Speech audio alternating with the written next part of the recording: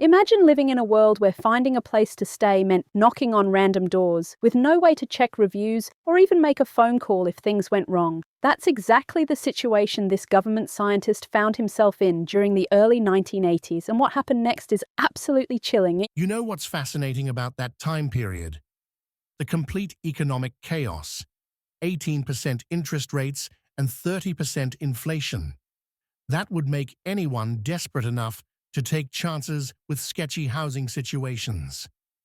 Speaking of desperate situations, this scientist spent nearly 2 months' salary, £450, on a German spy camera when his monthly income was only £286. That kind of financial pressure really explains why he jumped at this suspiciously cheap rental opportunity. Well, that certainly puts the £24 monthly rent into perspective. Even for the 1980s, that price seems impossibly low. The way he found this place is straight out of a horror movie setup. He spots a vacancy sign, thinks he sees someone in the window, and then, here's where it gets weird, literally bumps into this mysterious blonde woman with piercing blue eyes right outside. And the timing of that collision seems almost too perfect, doesn't it? Just as he's being ignored at the door, this woman appears with her pink suitcase that spills open. And then the landlady finally opens the door at that exact moment. The way she speaks is so unsettling, telling him the room will suit him marvelously and that it's prepared for someone very like you. No questions about references, no real discussion about payment. That reminds me of those Victorian Gothic novels where the protagonist ignores all the warning signs because they're desperate for shelter. What was the first real red flag he noticed in the room?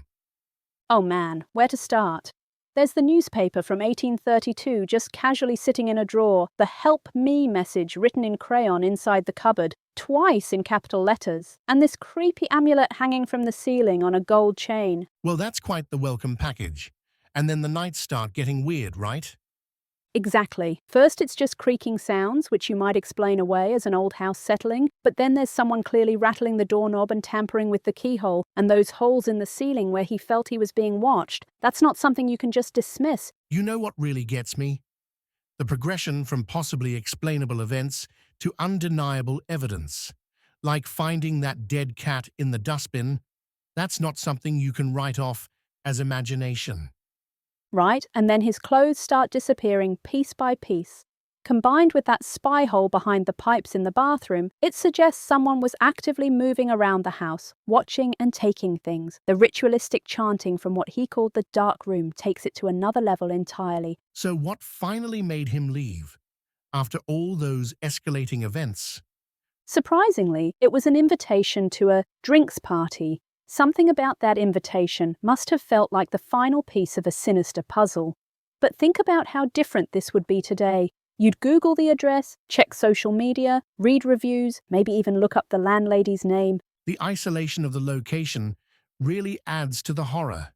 He mentioned most places he worked weren't even on the map, and this house was well off the beaten track.